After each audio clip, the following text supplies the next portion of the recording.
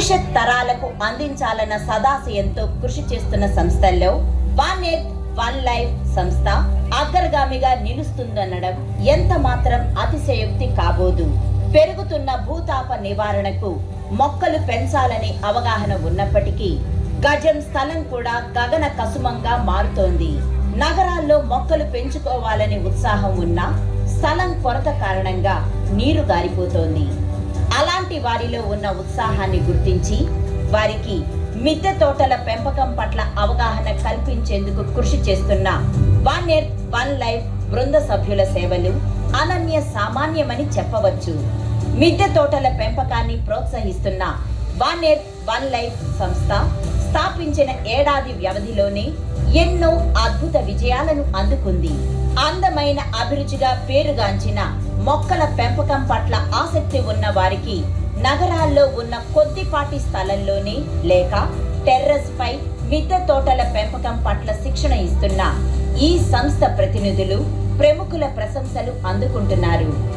లీలా కుమారి ఏలూరి, శ్యామ్ ప్రసాద్ పెన్మత్స, విజయ్ కుమార్ వెలగా, సురేష్ కుమార్ అరికపూడి నేతృత్వంలో 2023 మే 21లో పురుడు పోసుకున్న ఈ సంస్థ సేంద్రియ ఆహార ప్రాధాన్యతను తెలియచెప్పడం, అదే సమయంలో పచ్చదనాన్ని పరిరక్షించాలనే సంకల్పంతో పనిచేస్తోంది.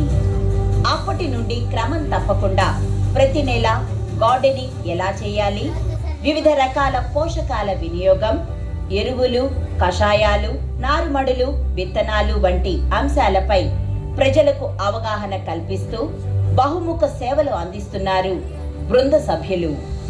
ముఖ్యంగా మిద్దె తోటల పెంపకాన్ని ఒక ఉద్యమం తరహాలా ముందుకు తీసుకువెళ్లడంలో బృంద సభ్యులు చేస్తున్న కృషి సత్ఫలితాలను ఇస్తోంది.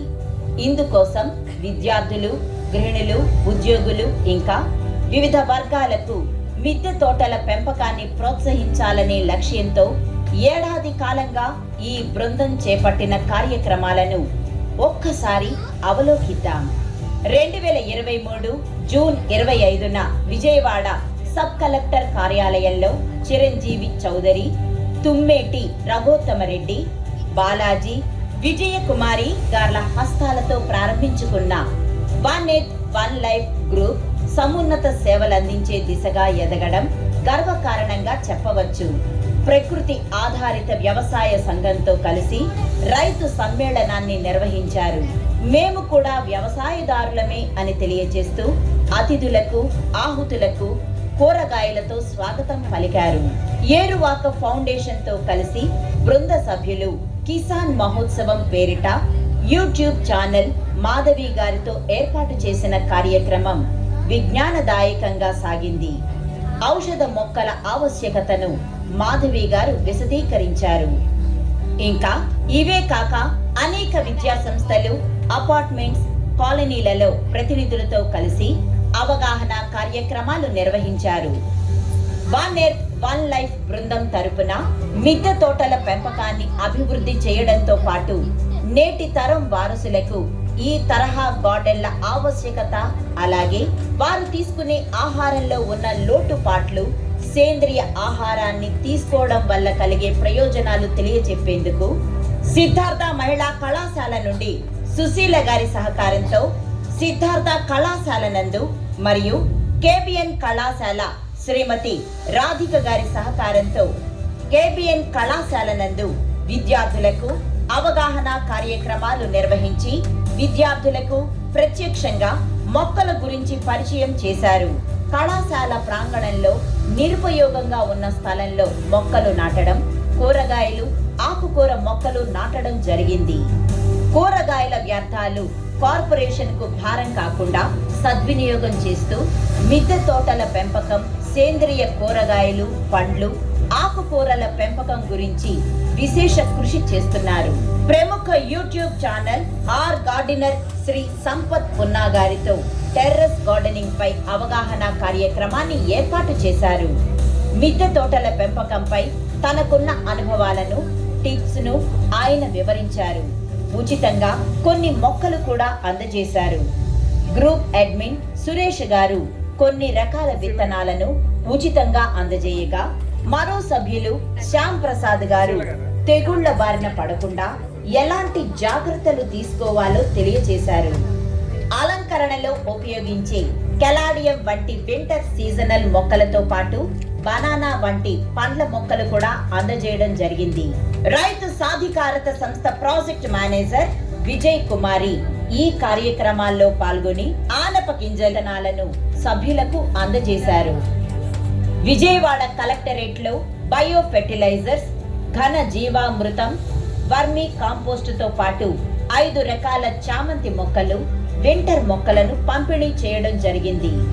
రోజ్ సొసైటీ ఆఫ్ ఆంధ్రప్రదేశ్ 7వ అగ్రికల్చరల్ షోలో సంస్థ తరపున ఔషధ మొక్కల ప్రదర్శన ఏర్పాటు చేశారు.